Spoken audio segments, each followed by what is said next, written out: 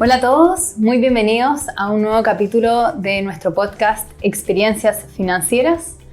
Hoy nos encontramos con José Antonio Berríos. Hola José Antonio. Hola Juan. ¿Qué tal? José Antonio es cofundador y director ejecutivo de Brota. Brota es una plataforma virtual que conecta a emprendimientos con personas con el objetivo de levantar capital. Y ahí, ¿quién mejor que nos explique esto que José Antonio? Así que va la primera pregunta. ¿Cómo surge esta idea de Brota y qué los motivó a lanzar esta plataforma de inversión? Y también que nos explique qué es Brota. Súper.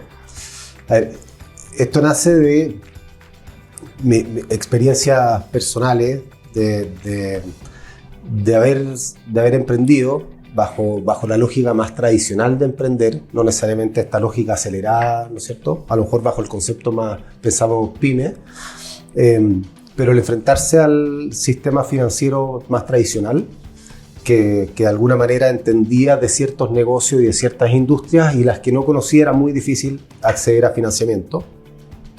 Y yo te diría que esa fue una experiencia por un lado, y la otra fue otra experiencia personal ya fuera de Chile, viviendo en África, el cómo cuando hay un propósito común, ¿cierto? Como cuando hay una motivación, un objetivo que aúna distintas formas de pensar, distintas géneros, religiones, etcétera, cómo podemos, ¿no es cierto?, juntos trabajar por sacar algo adelante.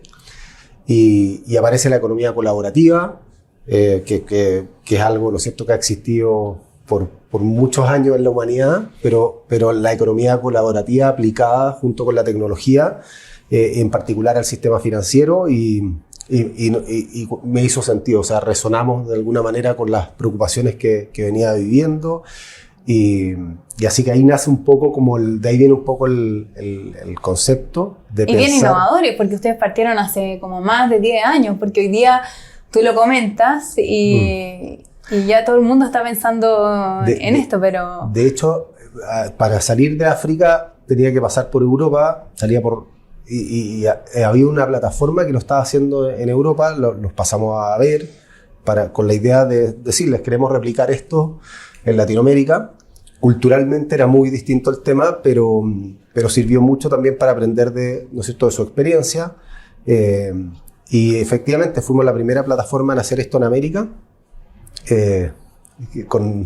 A lo mejor puede haber sido un poco anticipado mirándolo en retrospectiva, pero bien, así que eso es un poco de dónde viene, y después eso avanza y en el foco no necesariamente en emprendedores, en la pyme, porque de alguna u otra manera eso tenía más acceso a financiamiento que el wasabi que decíamos nosotros, que es lo que poca gente, ¿no es cierto?, se atreve a probar o que le gusta a pocos, que es las personas que están haciendo cosas que van más allá de lo tradicional, que están innovando, y así que el desafío lo apuntamos hacia allá, que era de alguna manera hacia quien tenía menor probabilidad de conseguir financiamiento, y al final apostar en personas que estuvieran con experiencias, que estuvieran poniendo todo su talento en echar a andar negocios basados en alguna innovación en el producto, servicio, modelo de negocio, y con la lógica de todo el valor que agregaba, ¿no es cierto?, en que tú desarrollas la innovación, eso es un tremendo aporte al país, que se crean empleos, es mover capital de privado a privado, etcétera. Y ahí tomamos otra decisión importante, y era que nosotros veíamos el futuro, en que todos tenemos que ser alfabetos en temas de impacto. O sea, tenemos que ser empresas que desde su concepción, desde su nacimiento, tienen que ser empresas que contemplen, ¿no es cierto?, no solamente el maximizar la utilidad, sino que también dejar un impacto positivo. Así que nos certificamos Empresa B el año 2014 y tomamos el compromiso de que todas las empresas que financiáramos tomaran ese compromiso y que los inversionistas también lo empujaran. Sí. ¿A cuántas empresas hoy día, cuántas compañías exitosas han financiado? Han existido 73 rondas financiadas. Es importante explicar que en el fondo somos una plataforma que, por un lado, ¿no es cierto?, evaluamos startup y filtramos, ¿ya? Nos gusta filtrar y nosotros también comprometernos y participar de las empresas que financiamos y así estar involucrados junto con los inversionistas. Así que han sido 73 las experiencias exitosas, que se han financiado. Oye, muy en simple para la gente que no conoce nada de Brota, porque nosotros somos inversionistas, yo lo uso recurrentemente. Explica desde la perspectiva tanto del inversionista como de la startup cómo funciona. O sea, yo como startup quiero levantar capital, en qué fase tengo que estar, cómo funciona, cuál es el criterio y después, oye, personas particulares. Y desde el punto del inversionista, claro, ¿cuál es el mínimo? Sí. Por ejemplo, y cómo son los procesos de due diligence ahí que tú comentaste, Ya. ese filtro que ustedes hacen, ¿cómo es el proceso para que lo entiendan? Muy bien. Ya, vamos a partir entonces con el insumo, la materia prima, ¿no es cierto? Que son estas personas que se unen porque quieren resolver algún problema. ¿Ya? Ese es su propósito, por alguna razón, algo los mueve, que hay un problema que tiene que resolverse y la empresa como vehículo para hacerlo, que me encanta. Y entonces ellos probablemente se acercan a nosotros es porque tienen alguna tesis de por qué con capital podrían acelerar lo que están haciendo. Probaron algo, ¿cierto? En una piscina, echaron algunos elementos y se dieron cuenta que algo ocurría. Bueno, esto es una fase muy preliminar. Fase muy preliminar, nosotros estamos enfocados en etapa temprana, generalmente. Hoy día estamos separando un poco los productos de etapa semilla, temprana y algo más de escalamiento. Pero pensemos efectivamente que ya pasaron por una etapa en que probaron algo. O sea, de alguna manera hicieron algún prototipo, algún resultado les dio y en base a esos resultados ellos pueden intuir que con capital podrían multiplicar ese efecto. ¿Ya? Y nosotros, bueno, llegamos a un acuerdo de trabajar juntos, los evaluamos, por un lado, ¿no es cierto?, la capacidad que tienen ellos de efectivamente crecer en base a un flujo de caja. Entonces, por un lado hay una valorización y por otro lado hay un informe legal para ver que efectivamente quienes dicen que son, eso mismo está reflejado en documentación. Esto es externalizado, o sea, tanto valorización como informe legal. La valorización está tercerizada para que en algún minuto pensamos hacerlo nosotros, pero era una visión más objetiva que fuera un tercero. Sí. Y también pues, yo creo que hace bien para la relación del proceso. Hay más transparencia, información. Y el informe legal lo hacemos nosotros. Tenemos un equipo interno que junto con herramientas de terceros, ahí ocupamos InfoCheck también para sacar ciertos informes de la compañía. Y hacemos ese levantamiento y finalmente nosotros tenemos una visión entre la visión del tercero que tiene que ver con valorización, que la valorización no lo es todo porque en esta etapa del emprendimiento lo más relevante son las personas que están detrás, claro. La capacidad de resiliencia, que se respeten, que sean experiencias complementarias, que se complementen uno al otro. Entonces hay muchas cosas que no necesariamente va a haber una valorización, pero sirve la valorización para entender un poco cómo se comporta este negocio a medida que crece. Así que hacemos esa evaluación, finalmente, teniendo toda esta información, el emprendimiento dice, bueno, luego de este proceso yo defino que quiero valer A y quiero levantar X capital. ¿Cómo eres vos? ¿Verdad? Sí. Pero te llegan 100, de esas 100 tú preseleccionas de 50, de esas 50 llega una valorización 5. Sí, llegan 1000, de 1000. 1000 al año. Sí, de 1000 al año firmamos contrato con más o menos 40. Yeah. Y de esas 40 se financiaron entre unas 10, 12 al año. Ya, perfecto. La ronda promedio es de más o menos entre 700, 800 millones de pesos. Bueno, entonces ellos dicen cuánto quieren valer y cuánto quieren recaudar y nosotros vemos si es que es algo que nos hace sentido pensando en que el inversionista dentro de un plazo de 3 a 5 años y tenga la posibilidad de multiplicar al menos por 10, entendiendo el riesgo de que implica invertir en este tipo de emprendimientos, de startups, ¿no es cierto? Y que pueden fracasar y todo el cuento. ¿Cuánto tiempo más o menos lo que se demoran en estas rondas, en financiamiento? En todo su proceso, pensemos en unos 4 meses. El proceso de evaluación dura más o menos 21 días. Después ellos, bueno, hacemos la evaluación para no dejar eso botado. Y nosotros vemos si es que creemos que existe esa posibilidad de que la inversión exacto, ese valor entre comillas justo que es difícil de definir porque nadie tiene una bola de cristal, pero entre riesgo y retorno. Claro. Si creemos que existe, continuamos trabajando juntos y si no, nos damos la mano, muchas gracias, pero hasta ahí llegamos. Y si continuamos, viene la segunda etapa, ya terminó el proceso de evaluación que más o menos te decía, toma 21 días si él tiene toda la documentación, etcétera. Y después viene la otra etapa que ellos tienen que salir a contar, a recaudar en su entorno, esto con un link que lo pueden enviar por WhatsApp o por mail, le cuentan a su entorno de que ellos, una invitación formal, ¿no es cierto?, porque está en la plataforma, de que ellos están invitando a participar de su negocio. Y en ese plazo tienen un máximo más o menos 30 días. Yeah. Y ellos en ese minuto tienen que recaudar al menos el 30% del capital o 200 millones de pesos.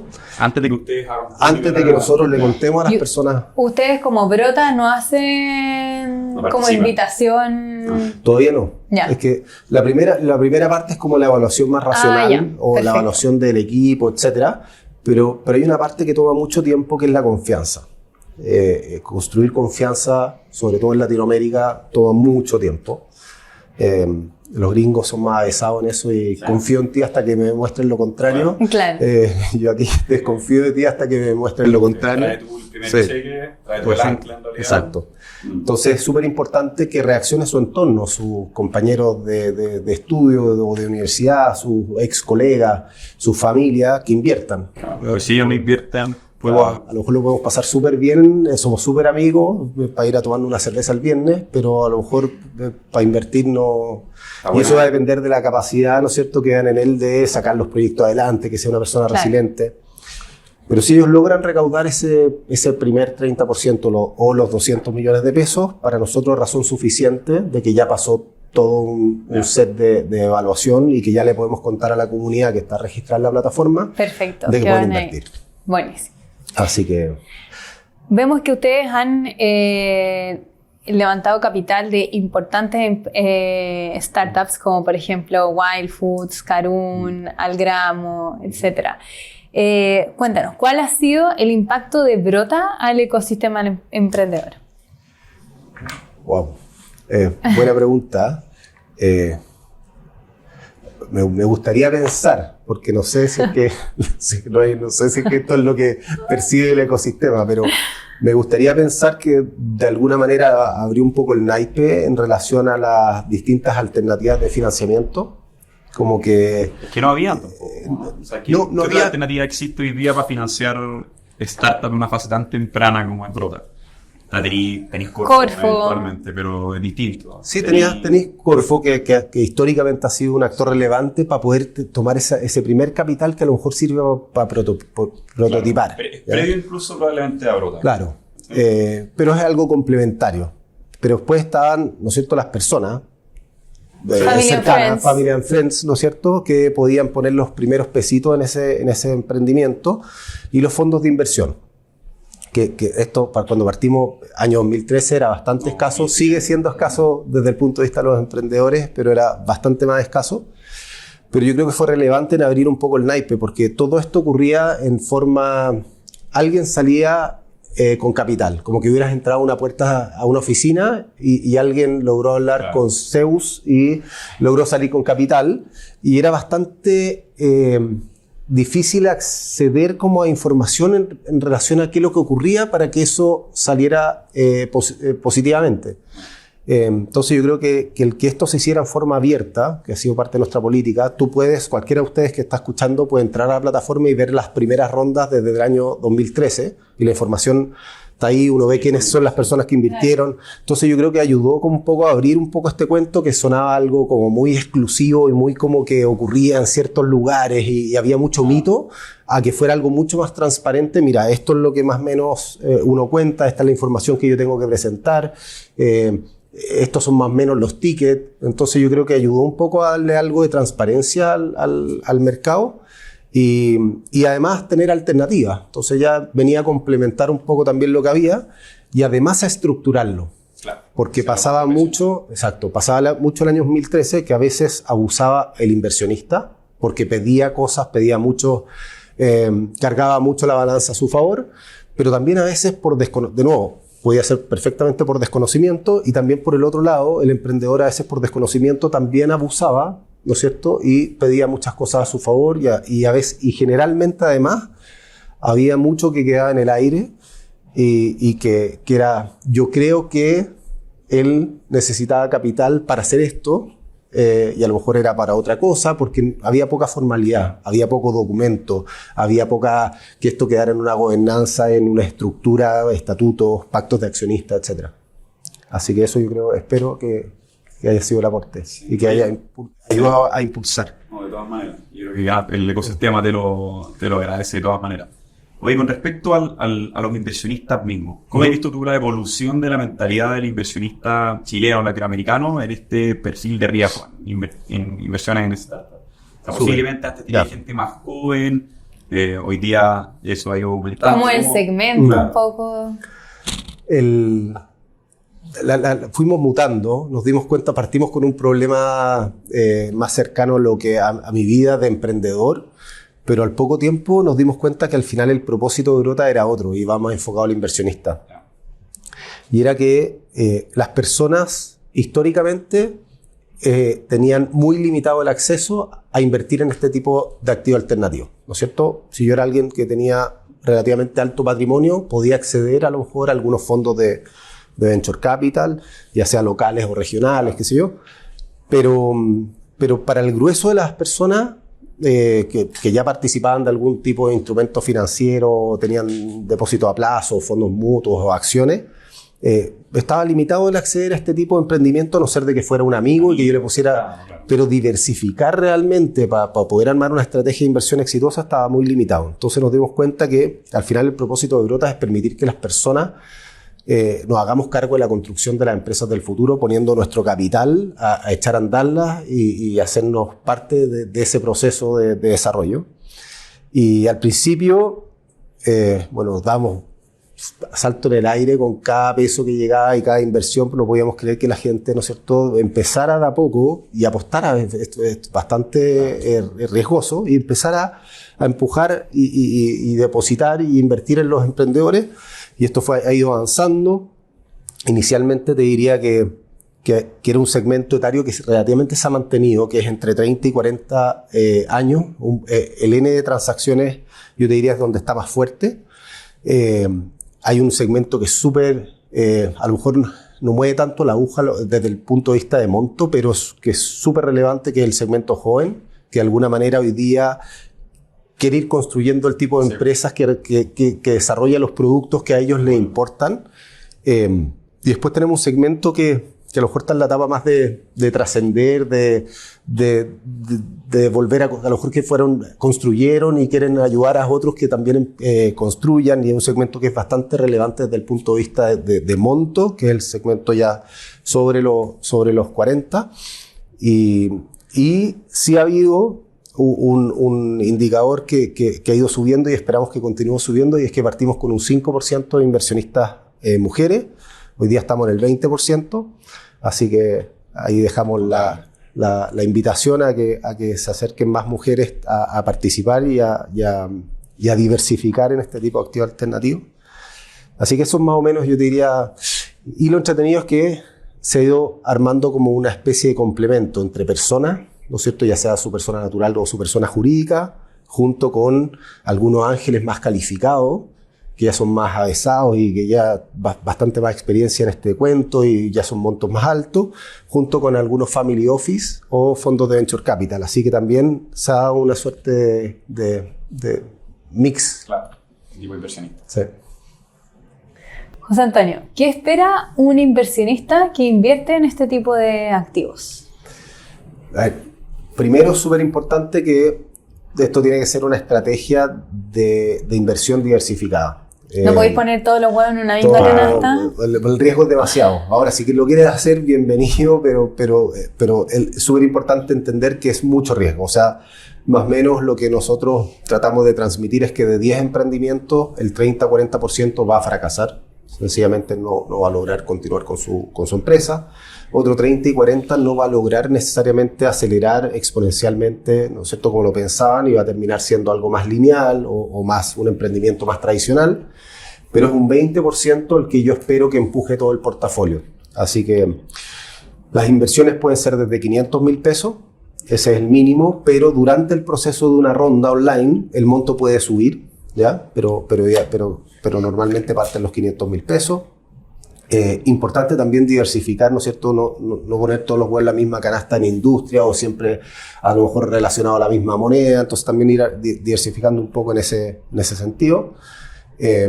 Y y entender cuáles son los riesgos asociados y el tiempo más o menos que yo debiera considerar para este tipo de inversiones. Primero, los riesgos, bueno, ya les comenté que son riesgosos y pueden fracasar. Segundo, es posible que exista dilución si yo no participo de nuevos aumentos de capital, porque es posible que haya rondas futuras de levantamiento de capital. Son ilíquidas, son valores, son acciones que son muy ilíquidas. No las podéis rescatar mañana. Exacto, a diferencia de acciones de la bolsa que yo puedo poner la acción y algún valor la voy a vender probablemente en el mismo día. Claro. Pero acá no es un mercado profundo que esté muy desarrollado, por lo tanto, de invertir y armar mi portafolio, pensar más o menos en un plazo entre 7 a 10 años en el cual yo, y además, no solamente por tema de liquidez, sino que además que necesito que esté efectivamente madurando este portafolio, que crezca, que se desarrolle. Sí contamos hace 3-4 años con un mercado secundario que ayuda a dar liquidez. El año pasado, cada 4 días se ejecutaba una compra-venta. Este año ha ido muy acelerado, vamos a ver cómo termina, así que este año vamos como cada 2 días se realiza una compra-venta, así que eso ayuda en algo un poquito a la liquidez. Y también tenemos los productos para quien no tiene el tiempo a lo mejor de estar eligiendo cada una de estas startups, o a lo mejor no entiende de muchas industrias, o a lo mejor en ese minuto no tenía la liquidez, que tenemos vehículos de inversión diversificada también, en el cual nosotros repartimos en al menos 15 startups. Ustedes eligen. Yo estoy en uno de esos, de hecho, muy bueno, así que esperamos tener éxito en algunos años. Excelente. Oye, José Antonio, ustedes claramente han tenido 10 años muy exitosos, ¿no? 4.600 usuarios, cerca de 73, 74 compañías financiadas, 30 millones de dólares. Tremenda historia de Brota. ¿Hacia dónde es el futuro de Brota? ¿Es crecer en el número de compañías, crecer el ticket, crecer en el mercado secundario? Estuvimos comentando este nuevo emprendimiento buenísimo de gestión de cap table de Nalca, ¿no es cierto? Entonces, si puedes comentarnos un poco de eso también. Yo creo que hacia el futuro, históricamente el Venture Capital en Chile ha estado un poco disociado del mundo financiero más tradicional. Yo creo que netamente por un tema de volumen, de estructura, pero yo creo que en el futuro cercano esto ya se va a empezar a conectar, y yo creo que es una muy buena noticia, porque eso va a ayudar a todos. Va a ayudar a los inversionistas, porque yo creo que va a haber más liquidez, va a haber mayor profundidad de mercado, así que para el futuro creo que van a empezar a integrarse este mundo que corría un poco aparte con el sistema financiero tradicional, así que creo que es una buena noticia. Por nuestra parte, vamos a seguir comprometidos con el N de personas, ¿ya? Como de nuevo, tomamos el desafío de que el propósito fuera que las personas participaran en la construcción de las empresas del futuro. Entonces vamos a seguir enfocados en eso, en ir educando, en transmitiendo de que se puede hacer esto, en ayudar a que construyan estrategias de inversión y acercándolas a que empiecen a participar.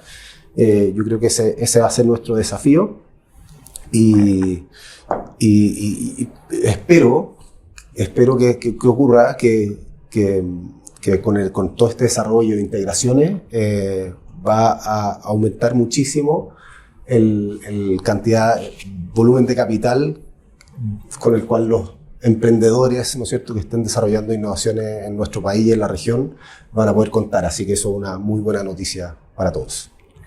Buenísimo. Y para terminar, me gustaría hacerte la última pregunta con que siempre terminamos. ¿Qué consejos le darías a emprendedores que están en procesos de levantamiento de capital? Súper. Primero es si realmente necesitan capital. Es caro. Es una participación de tu compañía, es un proceso que implica ¿no es cierto?, pega. Entonces, que te saca un poquito del foco de tu negocio. Así que, ¿realmente necesito capital o lo puedo hacer, ¿no es cierto?, livianito? Muchas veces somos súper creativos en esa etapa, y yo creo que muchas veces podemos extender ese tiempo de vida o el poquito capital con que contemos. Segundo, si lo tienen que hacer, tener súper claro cuál es la tesis de por qué con capital puedo acelerar. Yo creo que esa es como la base junto con el equipo. El equipo es lo más relevante, su experiencia, porque van a ser quienes van a ejecutar esto, pero tener súper claro de que hay una tesis, una estrategia de por qué con capital yo voy a poder acelerar. Si eso no existe, la probabilidad de que me vaya bien con un levantamiento de capital es muy baja, así que se enfoquen en eso, y después ver las distintas alternativas. Y lo otro es que hay distintos sabores, colores, formas para el levantamiento de capital y que vean cuál se adecua más a ello. ¿No es cierto? Hay algunas como nosotros que estamos enfocados en temas de impacto y además en que haya muchos embajadores que empujen tu proyecto. Hay otros que son mucho más específicos, a lo mejor en ciertas verticales, enfocados a lo mejor en SaaS. Hay otros que son enfocados en biotecnología. Y, o sea, hay distintas variedades, así que echen una mirada un poco a lo que hay y con todo nomás,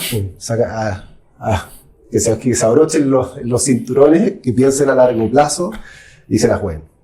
Que el propósito esté muy claro. Buenísimo. Si el propósito no está claro, abandonan todo el bote del primer temporal. Así que tengan el propósito muy claro de por qué realmente están resolviendo ese problema y por qué realmente lo sienten como algo que hay que resolver. Muy buenos consejos. Bueno, muchas gracias José Antonio, muchas gracias Juan. Muy entretenida conversación. Espero que haya sido muy útil para todos ustedes y los esperamos en otro capítulo de nuestro podcast Experiencias Financieras. Muchas gracias. Muchas gracias, Antonio.